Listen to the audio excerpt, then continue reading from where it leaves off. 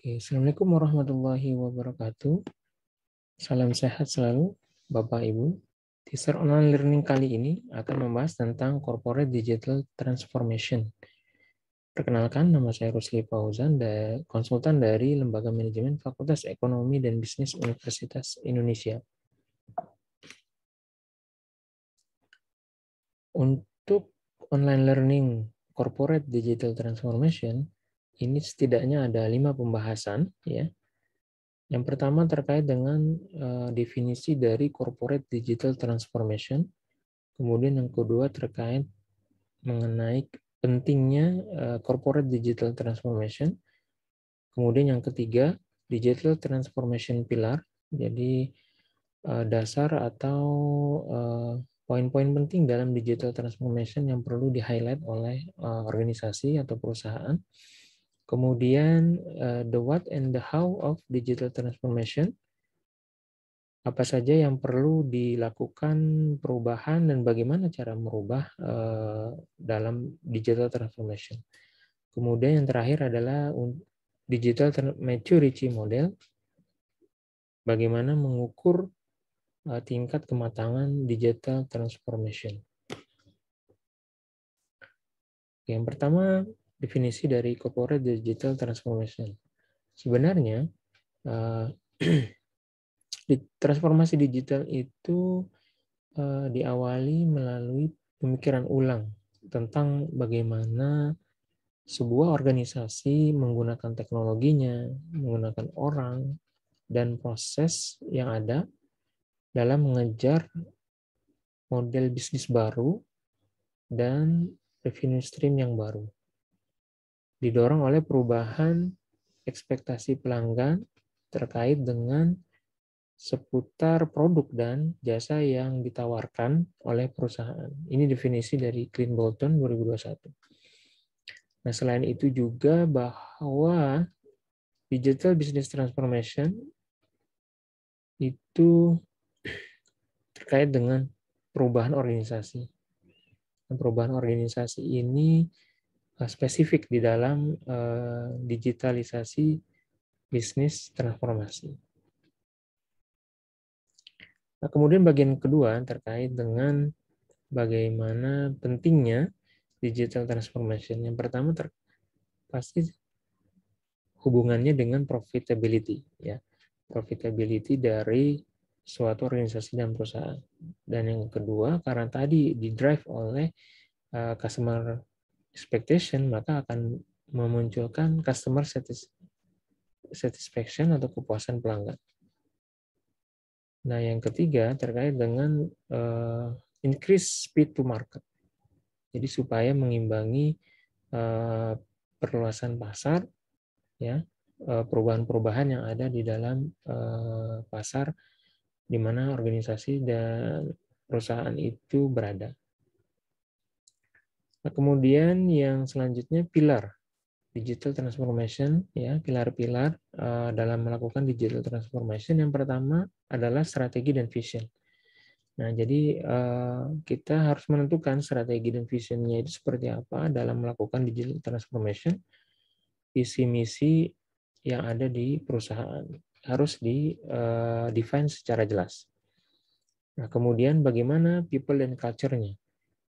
People ini terkait dengan kompetensi yang ada dan kemudian budaya-budaya yang dibentuk dalam rangka untuk melakukan digital transformation.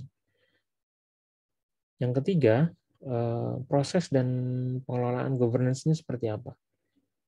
Jadi kita harus meredesain bisnis proses yang ada di perusahaan dan organisasi, dan pengelolaannya itu harus jelas. Governance-nya atau tata kelola yang ada di digital transformation. Dan yang terakhir pasti ada penggunaan teknologi yang sesuai dengan kemampuan dan sumber daya si organisasi dan perusahaan. Termasuk juga kapabilitas apa yang akan dibangun dalam digital transformation. Yang perlu dipastikan adalah transformasi digital adalah sebuah perjalanan, bukan destinasi, atau ada proses-proses di sini dalam rangka untuk mencapai digital transformation.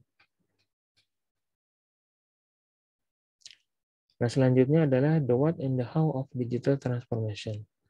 Jadi ini adalah ada peran-peran senior eksekutif ya, bagaimana senior eksekutif itu merubah atau mendorong perubahan melalui organisasi dan perusahaan ya, masuk juga meng-create, kemudian mengkomunikasikan visi dan sebagainya.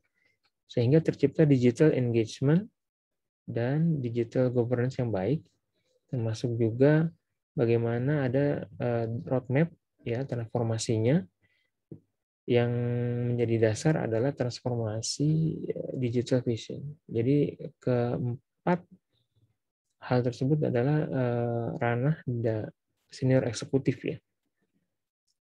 Dan kemudian apa saja yang diubah atau ditransformasi? Ada strategic asset di situ yang meliputi Salesforce, product and content, partnership network dan sebagainya. Kemudian digital building blocks ya yang didrive dari customer experience, operational process dan business model. Nah, kemudian ada digital capabilities juga ya dan digital investment yang meliputi skill dan inisiatif yang dilakukan oleh perusahaan atau organisasi dalam rangka digital transformation. Nah, kemudian selanjutnya itu terkait dengan tingkat kematangan digital dalam organisasi atau perusahaan. Jadi ada dua yang model yang membahas tentang digital maturity model. Pertama yang dari Deloitte, ya Deloitte Digital Maturity Model, kemudian Digital Maturity Framework, dan masing-masing memiliki penilaiannya. Yang pertama Deloitte memiliki 5 dimensi penilaian. Yang kedua Digital Maturity Framework, dia menilai 15 kompetensi yang harus ada di suatu organisasi dalam rangka di digital transformation. Nah, yang pertama di dimensi digital maturity model Deloitte itu ada 5. Yang pertama customer-nya, kemudian strategi, teknologi, operation, dan organization culture. Masing-masing dimensi ini memiliki subdimensi yang digunakan untuk mengukur masing-masing dimensi secara jelas. Kemudian yang kedua, digital maturity framework. Ya, ini ada 15 dimensi, mulai dari budayanya, leadership, anggaran, inovasi, capacity, bagaimana rekrutmennya, learning, sampai dengan internal system. Jadi cukup komprehensif untuk digital maturity framework. Masing-masing framework atau model itu memiliki kekurangan dan kelebihan. Jadi disesuaikan dengan kondisi organisasi dan perusahaan seperti apa. Oke, mungkin itu saja yang bisa saya sampaikan. Terima kasih banyak. Mudah-mudahan kita bisa bertemu di online learning corporate digital transformation.